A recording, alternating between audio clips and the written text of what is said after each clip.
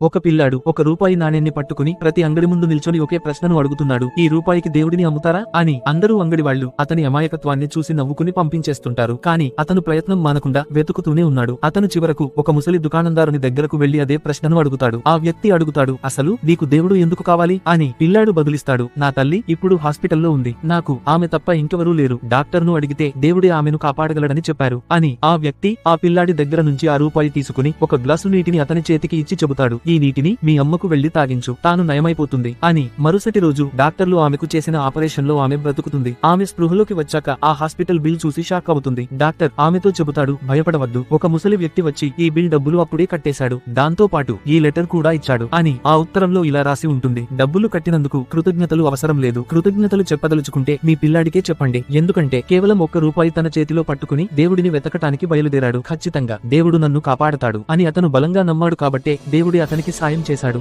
కాబట్టి దేవుని కృప పొందటం కోసం కోట్లు ఖర్చు పెట్టాల్సిన అవసరం లేదు. దేవునిపై నమ్మకంతో ఒక్క రూపాయి అతని హుండీలో వేసినా చాలు.